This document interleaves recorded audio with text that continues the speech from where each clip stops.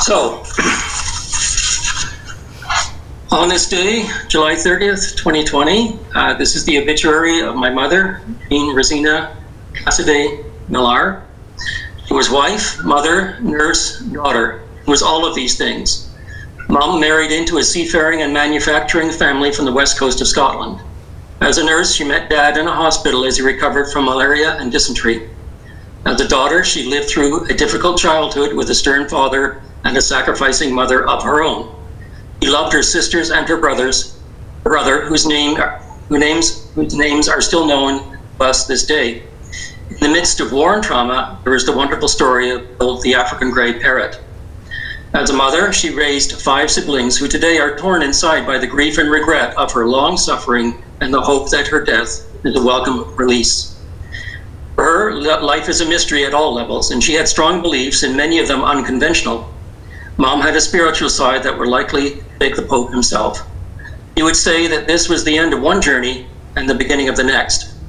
For her, there will be other lives and other stories. We should remember that Mom was once young too. And for those who don't know, she, like her sisters, had a classic Celtic look with a beautiful face, framed with dark hair, a slim figure, and a beautiful voice that could sing and laugh. Her early pictures show a great beauty. His appearance is easily seen in her daughters, granddaughters, and now great-grandchildren. Her vivacity came from the desire to live after illness and a back surgery she had to have as a young girl. There was convalescence on a farm in Kenilworth, England, which opened her eyes to the natural world. Her experiences in the bombing of Coventry, 1940, and Portsmouth through the war in the Second World War were traumatic and likely gave her the stamina that she had through her early years. As soon as she could, Jean escaped from home and joined the Women's Land Army until the end of the war. Hard experiences can shape a life, and so it was with her because it resulted in a lively imagination, love of reading, love of big band music, dance, and Buck Rogers at the dawn of the space age at the cinema. Like many of her generation, she was interested in the future. Britain through the late 1940s was still rationing food, the rebuilding had not yet started, and the need for social reforms were in the air. Against this backdrop, with a little education, she was allowed into a nursing program with her sister Eileen in one of the hospitals in Portsmouth, England. The head nurse purposely opened the door for her, and it changed her life. Academically, she struggled. There was a bright flaring flame of an unconventional intelligence, lightning like humor, a desire to challenge. What other outcomes could there have been for a young girl who wondered at the existence of fairies in the garden while simultaneously living in a world of ruins? As a young girl, she had read a book called The Young Fur Traders, and it became the source of a dream to see the wild spaces of Canada. This was reinforced as she told us. She watched her father, then a sergeant in the British Army, build the Commonwealth troop soldiers at Eastney Barracks in Portsmouth, England during World War II. She was fascinated by the quietness of the Canadian troops. In her eyes, as a young girl, this was a defining characteristic that mirrored a wilderness, and so we immigrated to Canada. Because of this dream, her children and grandchildren, starting from the Ottawa River Valley and the interior of Algonquin Park collectively, explored into the Northwest Territories, the Yukon, Alberta, and British Columbia.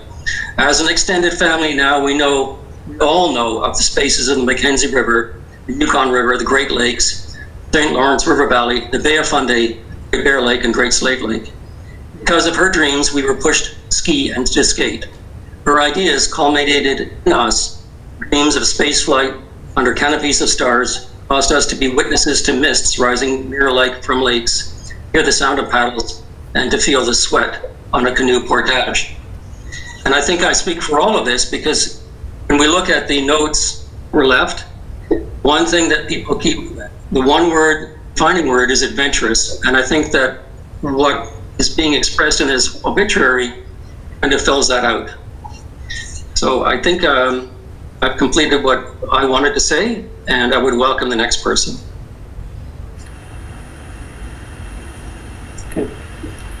Can you hear me? Everybody hear me? Yeah, we can hear you. Great, okay, it's Craig here. I spent last night wondering what to say. And I think that Mother was always future oriented and always thinking about what's coming next. And I know that for Mom, she's with Dad now. And she's free of that dementia, Alzheimer's, and that horrible thing that for the last 10 years that's imprisoned her. So her passing is a relief for her too, and a release. She's on her next big adventure, and so I'm very happy for her. And that's all I'd like to say.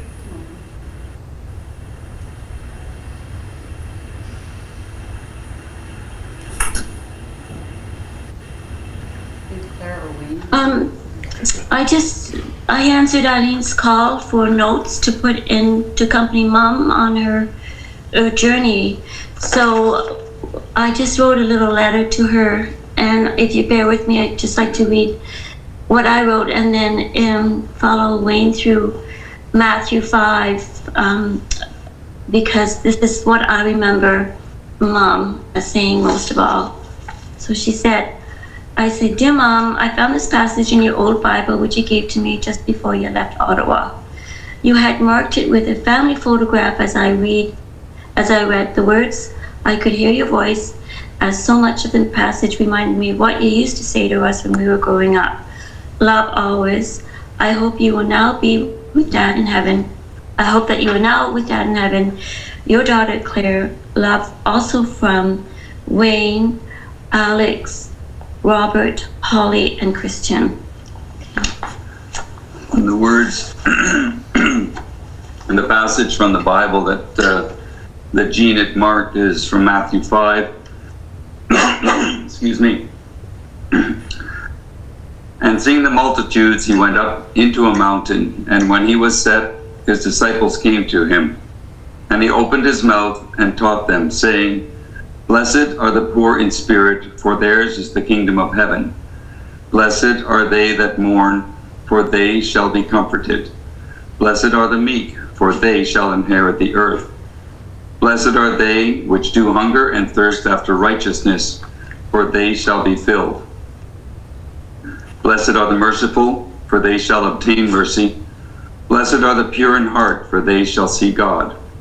Blessed are the peacemakers, for they shall be called the children of God.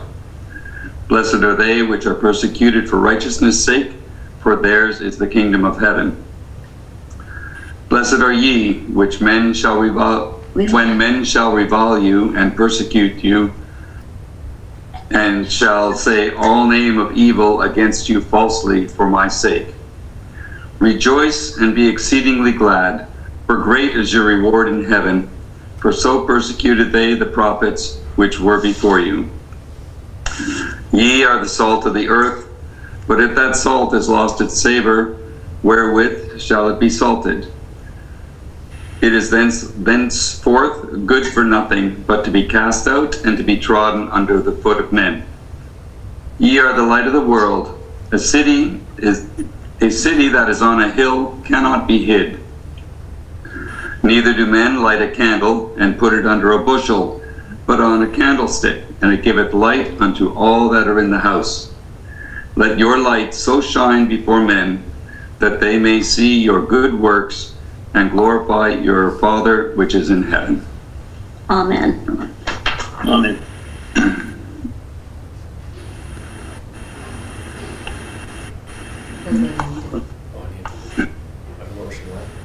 Just see if Anita wants to talk. Anita, are you going to talk? That's good. You want to say anything? Robert? Anita. Anita. Next, please. No, I'm okay. Okay. Yeah. I guess next in is Anita. I don't think she's... Oh.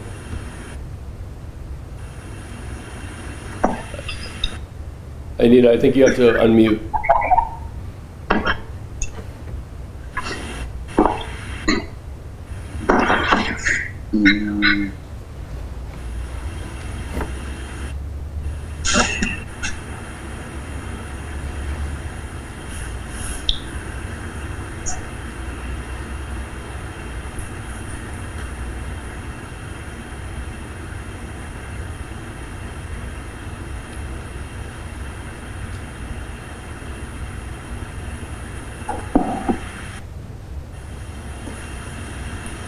I guess anyone can speak up if they wish now.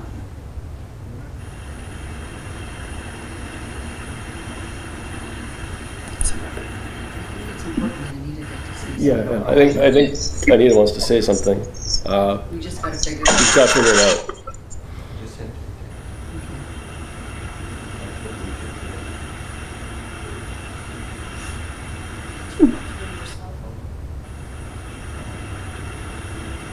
I sent her a message. I haven't seen it yet. She's the techie of us all. Well, all she has to do is unmute. There she is. Is that her? Okay. What is she saying? Well, Brendan, we tried that from our end too, and it didn't. It was difficult. We just need to be patient. That's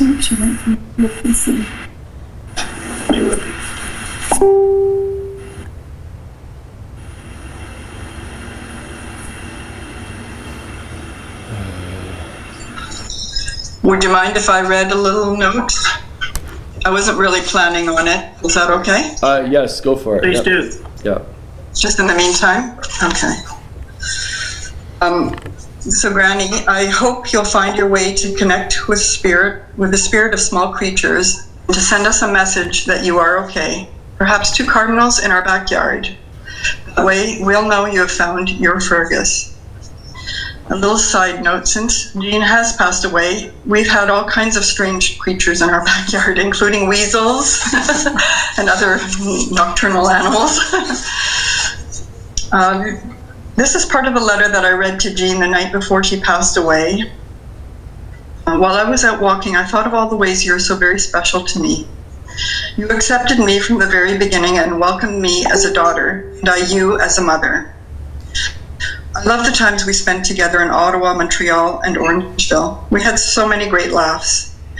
Your laugh was one of the most beautiful things about you, and it still lives on in your granddaughters. I just wanted you to know how much I appreciate you and want to thank you for being there when each of our children were born. Your grandchildren have a great bond with you and love you deeply.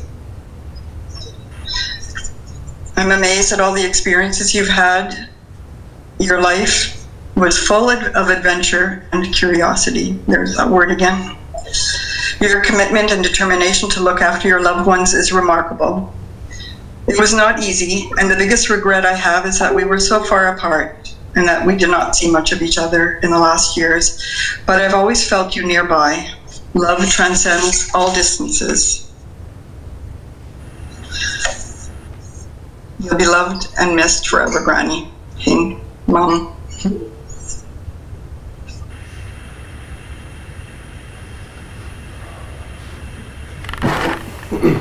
Is it working yet or no? Okay. Just trying to go through. Thanks.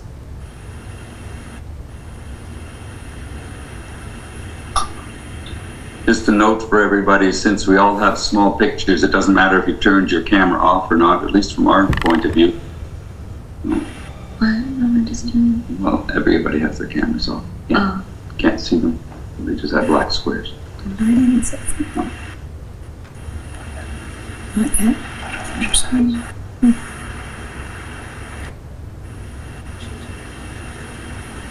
There you go. There's Holly. Hi, Holly.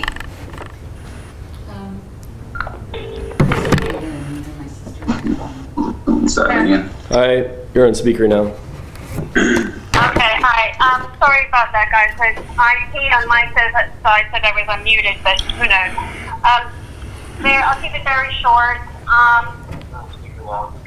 Great. I'll keep it very short, everyone. I think we just have to remember Mother was, as a young, energetic woman, loved to go dancing. Yeah. And one of my great memories of her is her telling me how much she used to love to, after her nursing duty, go down to the dance halls, and she couldn't wait for Ladies' Choice. It's always been amusing to me that she then married a man who couldn't dance to save his life and was tone deaf. But that is life. So I think, for me today, although I'm sad Mother's gone, I'm very happy she's released from her dementia, and hopefully she's got her dancing shoes on now and on to her next big adventure. Thank you, everybody. Should I say something? Yeah. Should I go up or should I? Which is a better spot? If you take the mic, I think. Okay, well, I can just. Hi, everyone.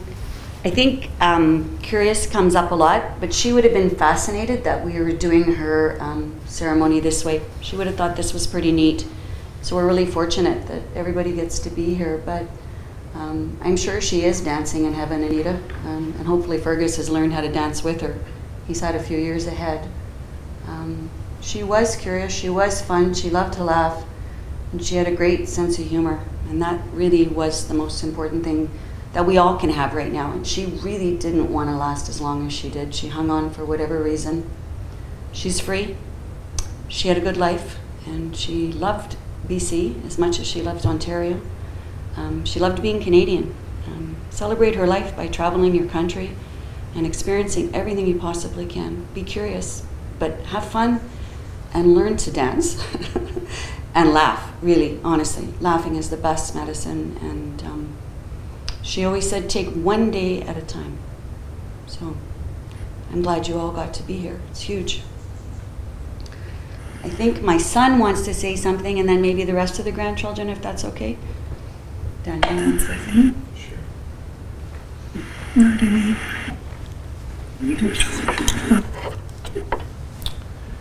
Granny meant more to me than most of the people I have in my life that are called family. Granny grew up with me from the age of, I can't even remember because I was a baby, but she played more of a role in raising me than my father or any people related to him. I grew up with more stories from her than anyone. She watched me when no one else could. She would get down on her hands and knees and play with me.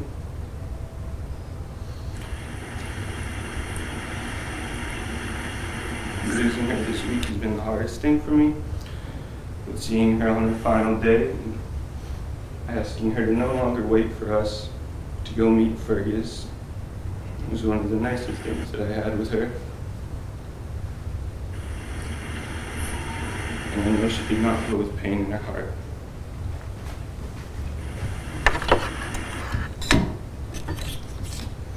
Brandon, do you want to say something and then let everybody else? I already said goodbye to her. I was lucky enough to. So, do you want to facilitate, see who else wants to say? Thank you for doing that. Does anybody else want to speak? Natalie? Holly?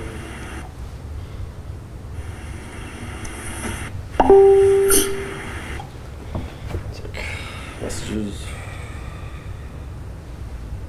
We got 9 minutes. Okay. I think we are okay. Okay, I'm gonna start. What about, did anybody else, Robert or anybody, did Robert have something he wanted to say? I know he got interrupted. I don't think so. I think we're okay. Play a song. Yeah. Okay, so we'll play a song.